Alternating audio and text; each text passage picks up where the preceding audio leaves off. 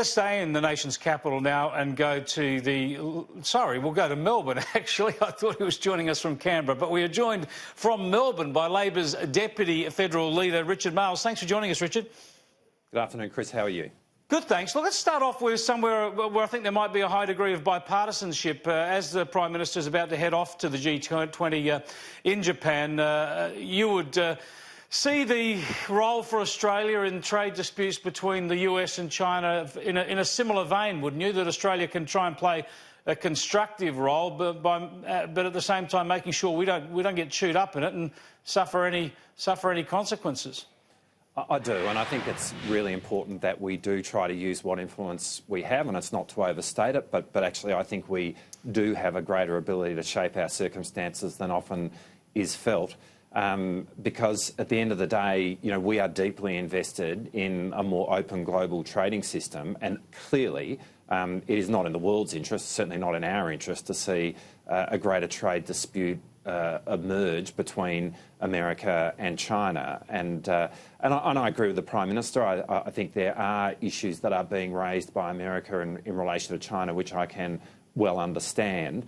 But it's really important that we do not see a trade war emerge between those two countries, because it will have a profound impact upon us. Yeah, I talked about this with your former colleague, former Foreign Minister Bob Carr, yesterday, and he was suggesting really there's nothing in this for Australia, that the Americans are pursuing American interests alone. But surely there's a bit to be gained by Australia if we can have China adhering to the global rules more openly, more strictly, particularly when it comes to intellectual property rights and also its own trade practices.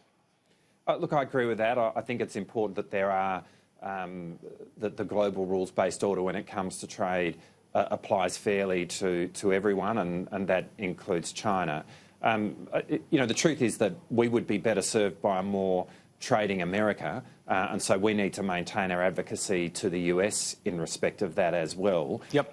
It would have been better had America continued to participate in the TPP, for example. But ultimately, given the size of our economy, given how important trade is to our prosperity and our way of life, we have to be advocates for an open trading system, a fair trading system, but we need to be there advocating for that, and a trade war between China and America would be very bad news for Australia. It would be bad news for the world, and so we should be using whatever influence we have to try and make sure that we can shape things to the best possible extent that does not occur. Let's get back to domestic politics. And why is it that the Labor Party just hasn't accepted the outcome of this election? There was a contest between two competing tax packages, and clearly the Coalition's tax package won. Well, we certainly accept the outcome of the election, with all the pain that implies. I can assure you of that. And with Anthony Albanese, I've been going around Australia, and there is no question about of what occurred on the 18th of May and how profound that is in terms of where we're at. And we've made it really clear that in terms of what we took to the election, we're starting again. Well, surely the starting point has to be to allow the package, the full tax cut package, to go through. You can take another plan to the next election if you want to, but at the moment you're looking like a party that hasn't heard the key message from the electorate if you're going to try and resist or shape the government's tax plan. Well, I don't think that's right, Chris, and it's not as though people weren't voting for us as well. I mean, I won in my electorate, as a whole lot of Labor MPs did, and the votes that were exercised by people in Geelong count as well, and there would be certain expectations that they have on me in terms of the way. Come on, the Coalition won with a tax package released in the budget. They have a mandate to introduce it. You were saying before the election that you'd have a mandate for your tax package. Why can't we just roll on, let this happen? It's going to get through anyway, and get on to other issues. Because ultimately Parliament is an important place to hold government to account, and it's an important place for debate within our society. And let me make this point. In terms of the third tranche, which is what ultimately we're talking about, because we've made it clear that we would be voting for the first and the second tranche right now. Indeed, we've said that we should be bringing that second tranche forward so that there's money in people's pockets from next week, not in 3 years' time. But in terms of the third tranche, the government has done nothing to explain how that's going to be paid for. And Parliament's an important mechanism by which we hear that. It's $95 billion, and this is by the government's own timetable. These are tax changes that won't occur for another 5 years. It's important that we actually have the government explain how it is going to pay for this by cuts to whatever government service, but $95 billion just doesn't appear from nowhere. And so I don't think it's unreasonable for us to ask for that information from the government. But what we are saying is we can do all of that because that is something which is happening 5 years from now.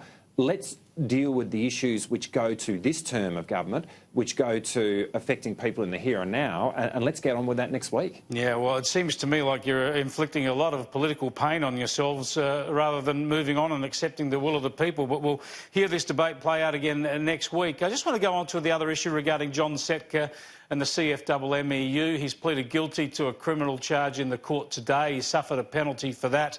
Isn't it time for the Labor Party to actually take the step that Bob Hawke, the late Bob Hawke, was advocating years ago? I think Bob Carr's advocated it. Certainly Martin Ferguson has advocated it, and that is actually disaffiliate the CFMMEU so that it's disconnected from the Labor Party and you're not tarred with their brush.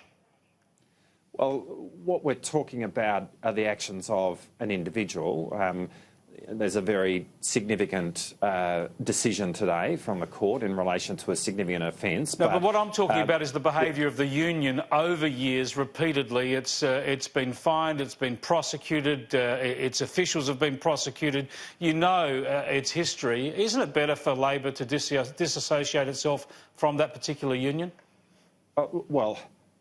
We've made our position clear in relation to John Setka, and not in respect of his court proceedings, but in relation to a pattern of behaviour which led up to his comments in relation to Rosie Batty, and we've taken steps. Anthony Albanese has taken steps in respect of that, very early on in his leadership in respect of John Setka. Now, you talk about the union in general. It is important to understand that workers in this industry face a whole lot of risks about workplace health and safety. The union does important work in that regard, and there's a whole lot of divisions other than just the construction division as well. So, we're not talking about the union in general. We are talking about an individual, and we've moved on that.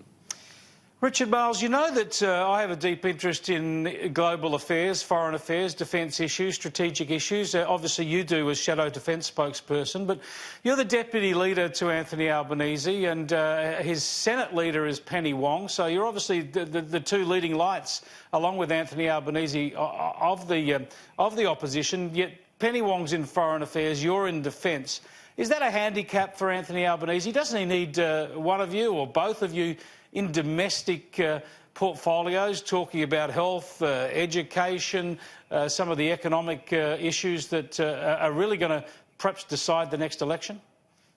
Well, both Penny and I would be speaking on a range of issues beyond our portfolio, and so we can obviously play a part in helping Anthony make that case. I'd also make the point in respect of defence, and you look at the procurement processes that are going on now and the tens of billions of dollars which are being spent in defence industry, being spent in the Australian economy.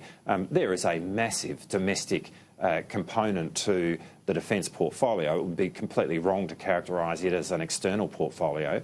And so, it is very important going forward. And we've just had a conversation at the beginning of this interview about the strategic circumstances that we face as a nation, the rise of China, the place of America in the world. These issues actually do go to jobs, prosperity, security of ordinary Australians, people in my electorate and around the country. So they're important issues as well. But we will be helping Anthony in making the case across the spectrum of public policy. How do you reckon he's going so far? I think he's going really well. I mean, I think Anthony is... Anthony's going to be a great Labor leader.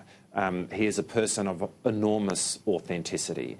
I think he understands the Australian people, and as I've been privileged to watch him on the listening tour and seeing the way in which people are reacting to him, I think there is a huge amount of affection and warmth for Anthony, and I think we're going to see that.